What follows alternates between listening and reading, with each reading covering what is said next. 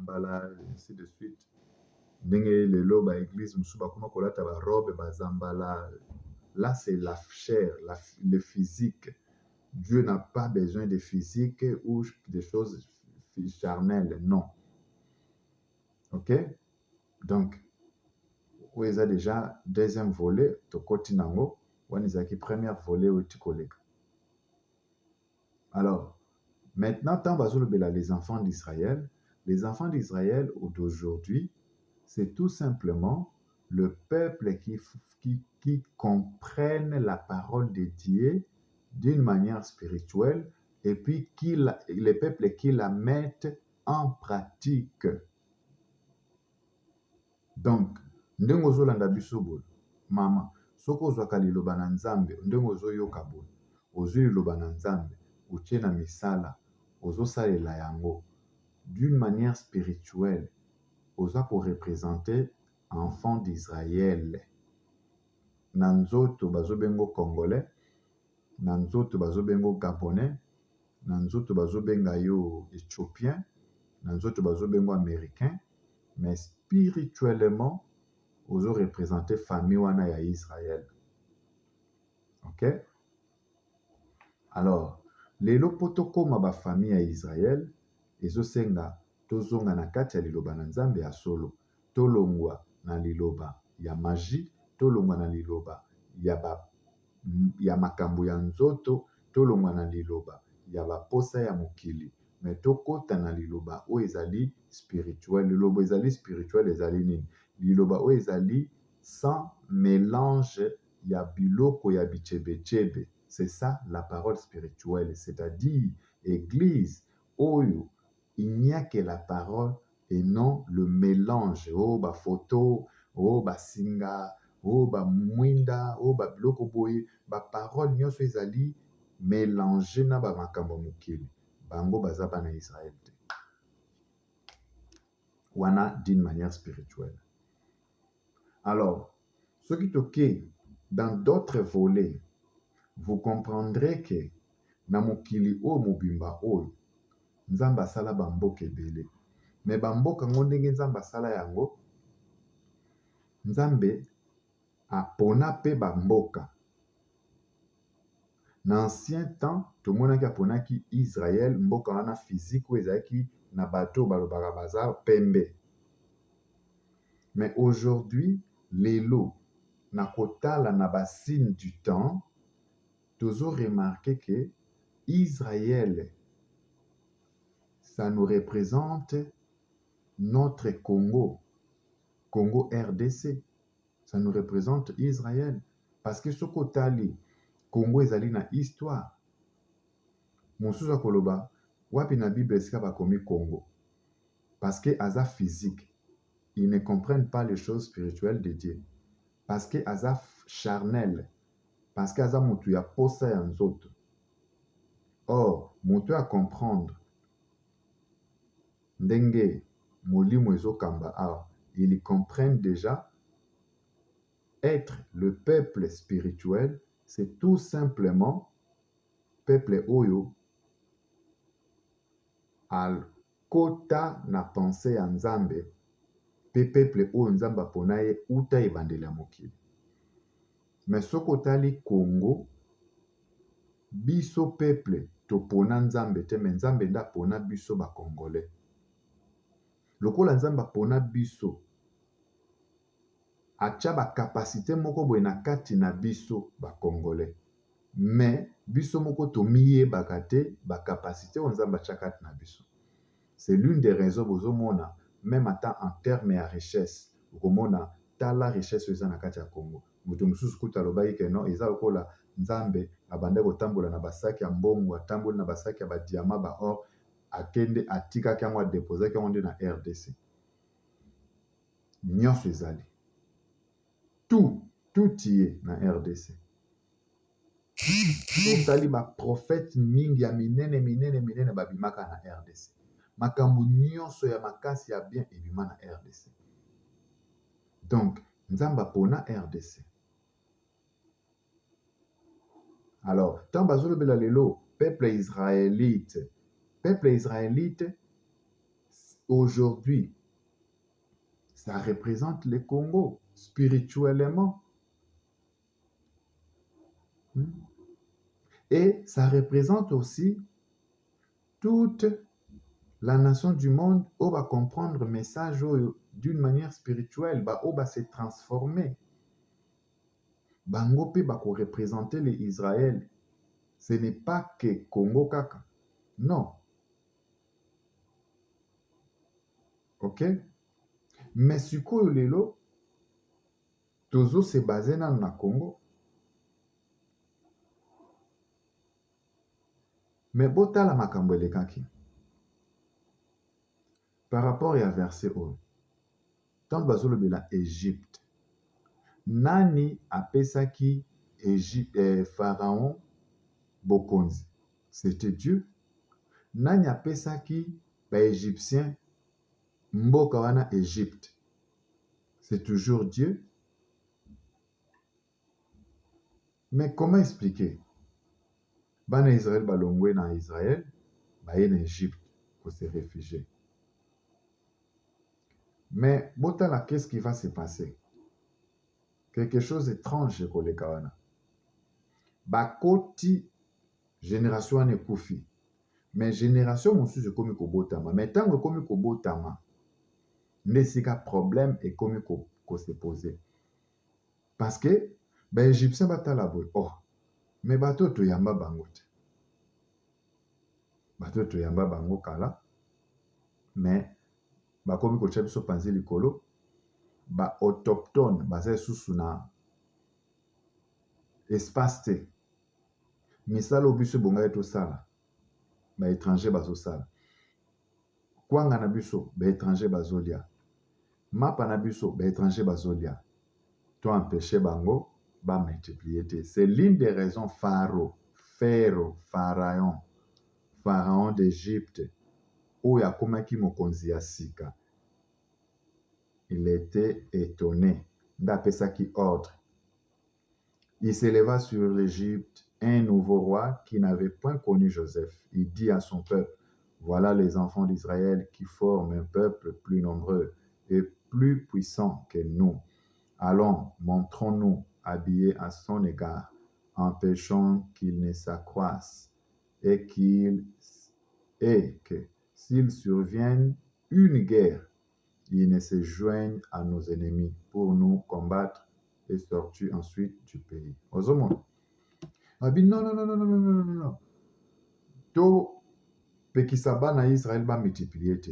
Parce que ceux qui batondi mboka, un jour ba ennemi na biso ba koya ba obundisa biso. Ba na Israël oyo ba ko rejoindre ba ennemi na biso pe bango ba obundisa biso na ba kata o biso to salaka bango, ndenge to bomaka bango, ndenge to nyokolaka bango ekozala pete.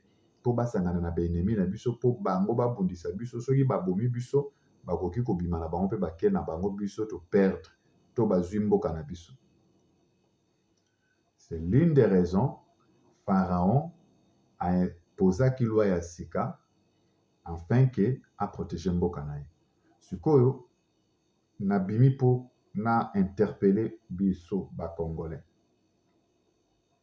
Bomoni Congo po ebonga ezosenga mokonzi ya makasi. Ezosenga mokonzi aza lokola Pharaon. Ok? Soki mokonzi aza lokola Pharaon te, Congo ane kobonga te. Mais en réalité, je vous dirai la vérité, nantozu mokonzi ou aza lokola Pharaon na Congo te.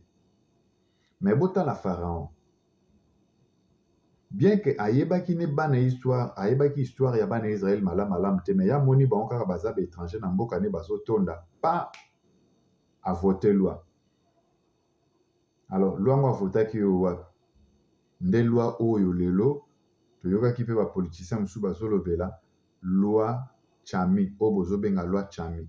Loi Chami, est-ce que ezalaka na Bible to ezalaka na Bible te? Eza na Bible. Ya on ebisaki bino ke eloko moko to esalemaka na mokili sans que ezanga na Bible. Tout ce que nous faisons na koboma eza na Bible.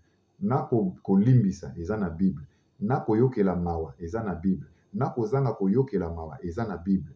Bible eza kaka na makambo boni mibale, ezali na malédiction et puis ezali na bénédiction. Maintenant ça dépend comment biso tozosalela yango. OK? Ça dépend seulement comment nous, les enfants de Dieu, nous utilisons. Comment vous utilisez la Bible. Si vous utilisez la Bible d'une manière physique charnelle, ça va aussi vous détruire physique charnelle. Mais si vous utilisez la Bible d'une manière spirituelle, ça va aussi vous construire spirituellement. OK? C'est ça. Loi obozo bengalelo loi chani.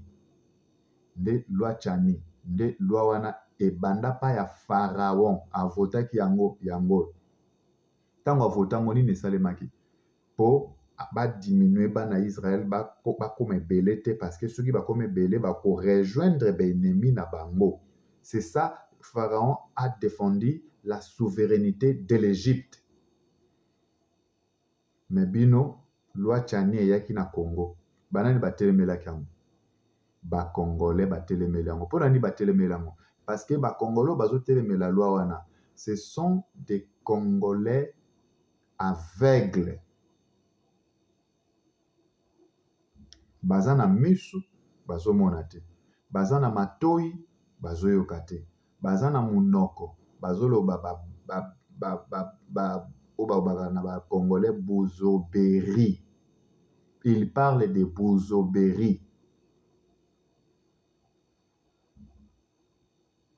Donc Congolais nyonso na kati ya Congo oyo atelemeli lwa wana, soit azali Congolais te, soki aza Congolais moko boye, aza sans esprit, sans futur. Mais majorité au bazo telemela lwa wana, ce ne sont pas des Congolais. Eza toujours bana oyo ya bapaya babotama na Congo, babotama na Congo, et bazomona ke avec cette loi de Chani eko diminuer bango. Premièrement, c'est ça. Au bango bazo ko interpréter na ba terme française, bazo lo schématisation, bokoyoka ba terme ba pouvoir eza mingi na ba politiciens. Oyoka politicien schématisation. Non. Dans la loi de Dieu, la souveraineté existe. Pharaon, il a appliqué parce que c'était une partie de sa mission pour son pays. Donc là, il n'y a pas une condamnation de la part de Dieu parce qu'il devrait défendre ce que Dieu lui avait remis, ce que Dieu lui avait donné comme pays pour garder son peuple. Chaque pays ezaka na mibeko nango. Chaque pays ezaka pe na peuple nango, ezaka pe na bato batiaka mibeko po mibeko wana etosama. Mais le Congo n'a pas de mibeko. Yango moni Congo ezokufa. Nzokande histoire ya bana Israël ezali histoire ya Congo oyo lelo makambo tozomona. Est-ce que vous comprenez maintenant là? Donc Congo eloko liboso tant balobi loi Chani mutu wana azaki juste inspiré kapa nzambe. Aza juste inspiré nda yaki na loi wana. Mais mokonzi oyo aza wana alingi koyoka loi wana te pona nini? Parce qu'il ne représente pas un pharaon pour son peuple. Parce que s'il représentait un pharaon pour ses peuples, il devrait l'appliquer, peu importe les risques. Mais quand une autorité a peur, il y a risque, donc d'abord un azo croire dans Nzambete parce que toute autorité vient de Dieu. Si réellement c'est Dieu qui vous a établi, mais il faut appliquer la loi de la souveraineté parce que c'est la loi de Dieu. Ok? C'est la loi de Dieu. Dieu va vous protéger. Il est écrit, ne craignez pas ceux qui tuent le corps, craignez plutôt ceux qui peut tuer l'âme et l'esprit, n'est-ce pas? Mais les politiciens, les présidents d'autres, soi-disant, bazobanga. Ceux qui tosali boye, tokokufa, tokosala boye. Alors, wana bazali ya kolongwa déjà na nzela. Donc, pour le moment, kaya Congo, tozozanga nde un pharaon. Il faut tosambela, pe tokosambela nzamba tinda un roi na kati na mboka wana comme un pharaon. Oyo akotelemela, akovote loi pour na kokengela d'abord souveraineté ya Congo. Là, c'est un. De deux, pharaon tango atelemi, allez, apesi ordre na ba femme sage. Femme sage wana ordre ni napesaki. D'abord à établir ba chef baba na kokengela ba étranger. Pays nyonso o ba kengelaka ba étranger te. Pays wana ça représente une république bananière. Botala na kati ya Congo, ba étranger to ba kengelaka bango te. Étranger aza libre. Étranger aza donc aza lokola aza pa na ndako na ye. Étranger aza na carte d'électeur, aza na carte d'identité te, azotambola normal. Mboka wana nzamba kobotola bino yango akabeli yango bato mosusu bapaya. Pona nini? Parce que vous ne méritez pas ce que Dieu vous a donné. Mais botala Pharaon, bien que Pharaon représentait le mal, mais ce qu'il faisait, ça représentait la loi et la parole de Dieu pour son peuple. Donc ce que Pharaon faisait n'était pas mal pour protéger la souveraineté de l'Égypte. Ok? Alors, qu'est-ce qui va se passer? Et l'on établit sur lui des chefs de corvée, afin de l'accable de travaux pénibles. Moni bacheli bango ba chef bakengelaka bango donc misala ba israélite est multiplié. Ba komi na ba travaux pénibles. C'est ainsi qu'il bâtit le ville de Pithom et de Ramsès pour servir de magasins à Pharaon. Moni ba histoire de tanga na classe, ville de Pithom et de Ramsès. C'était des enfants d'Israël qui les ont construits en Égypte. Ma ville en a-t-il les ali, ba grande ville, ba magasin minene. Pithom et Ramsès. Ramsès wana lelo ezali sika, donc base ya armée Égypte vani. Vous comprenez? Tala peuple ya Nzambe, bauti pa ya pa na bango po na nzala bakimi nzala, mais tala baye ko construire Pithom et Ramsès. Siko bino ba Congolais. Boza pe peuple ya Nzambe, même bino moko bomi longoli peuple ya Nzambe. Siko ba étranger baza na Congo wana. Batongela bino nini? Ba Libanais batongela bino nini? Ba Sénégalais batongela bino nini? Donc c'est-à-dire l'État congolais azoye bandenge nini akoki ko exploiter ba étranger te pour na richesse ya Congo etombwama. Alors ba Libanais wana baza na Congo, eza kaka capitaine moko boye, bayaka bafini moi $1000 et puis basikie libre. Azui moi ba travailleur moko 5 azonyokola bango azofusa bango $70 par mois et puis c'est tout. Mais non, ezosenga mboka eza na mibeko. Soki mboka eza na mibeko te, même l'esprit de Dieu ekosala te na kati na mboka wana. Alors, nde ekomaki boye. Nde baye koloba, alors les Égyptiens réduisèrent les enfants d'Israël à une dure servitude. Je sais pas comment torturer Israël. Ils leur rendirent la vie amère par de rudes travaux en argile et en briques et par tous les ouvrages des champs. Et c'était avec cruauté qu'il leur imposa toutes ces charges. Le roi d'Égypte parla aussi aux sages-femmes des Hébreux, nommées l'une c'est Shipra et l'autre Poua. Il leur dit, quand vous accoucherez les femmes des Égyptiens, des Hébreux, et que vous les verrez sur les sièges, si c'est un garçon, faites-les mourir. Si c'est une fille, laissez-la vivre.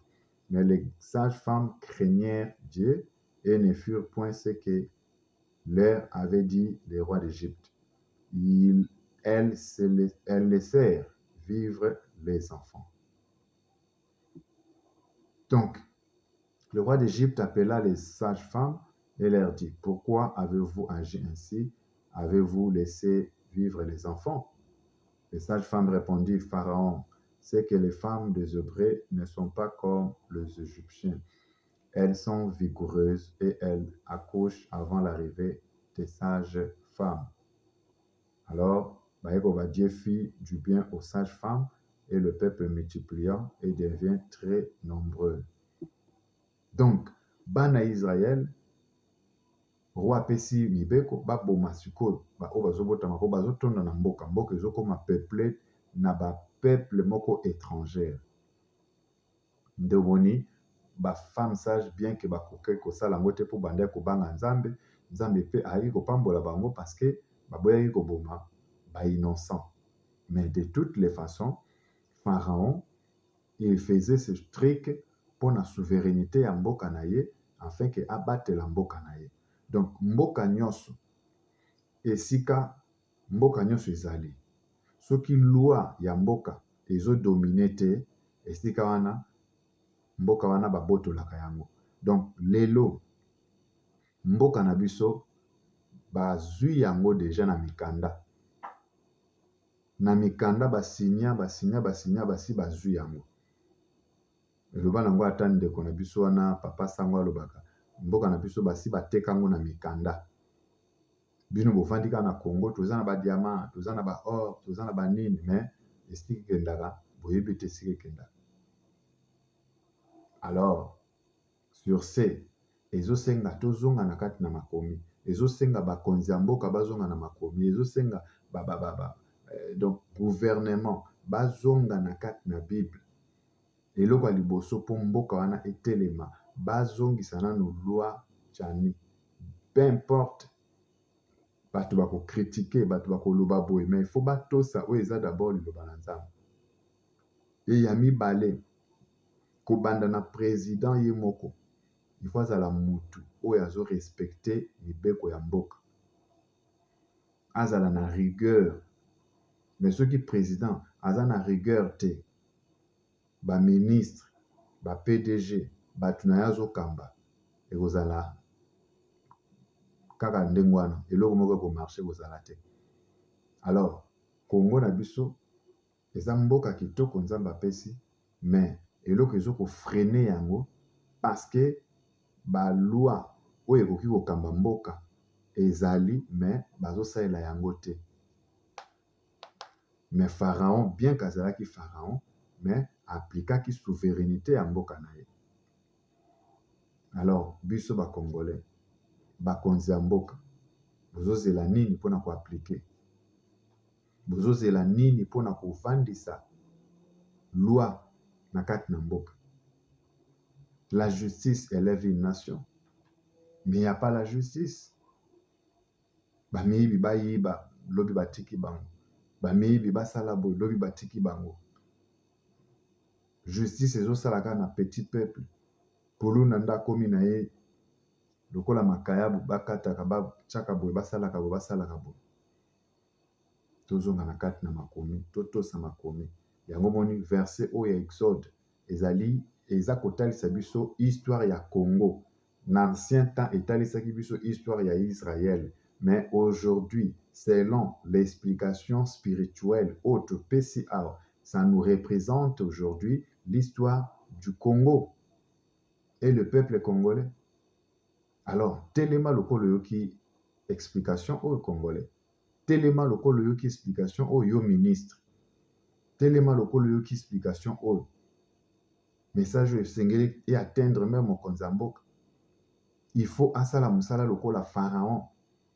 Il faut mibeko et donc ça dit et régler Congo. afin que mboka etelema. Mais soki mibeko eza te, soki force ya mibeko eza te, il faut mibeko ezala imposé na Congo. Pour Congo etelema, il faut mibeko ezala imposé.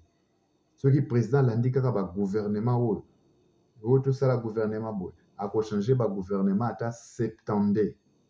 Eloko esalama eza te, mpo mibeko eza te. Boza na mibeko me botosaka yango te, bosalela yango te. Il faut application ya mibeko. Yango wana molimo ekambi to expliquer bakongomani verset oyo.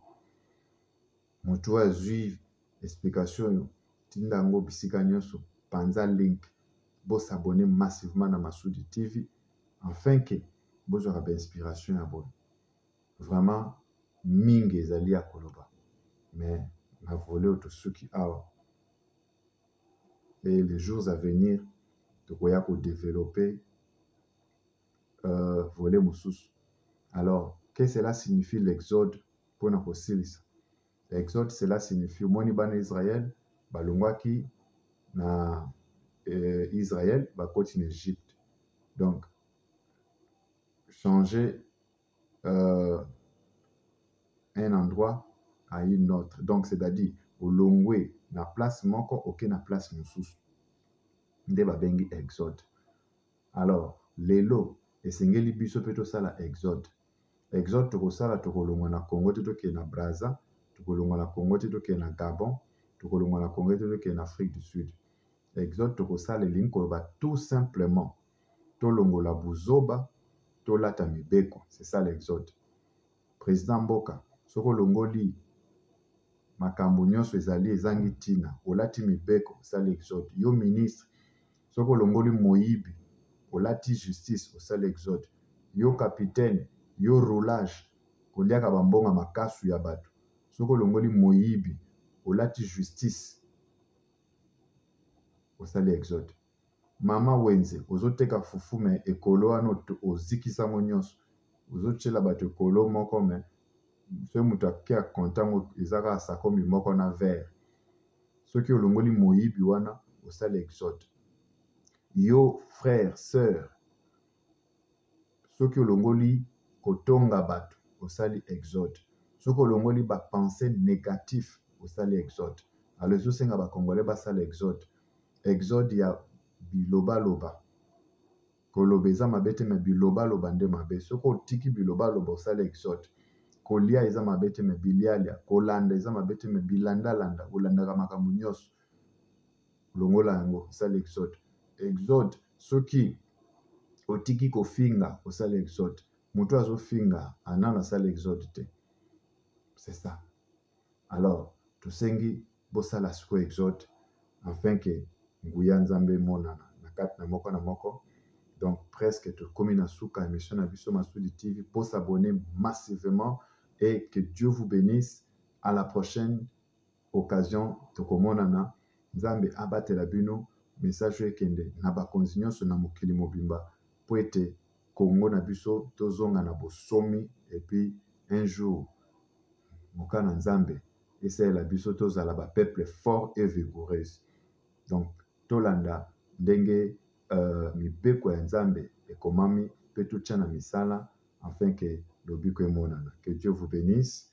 Vraiment nzambe abatela mokili mobimba pe abatela ba Congo. Ok, que Dieu vous bénisse.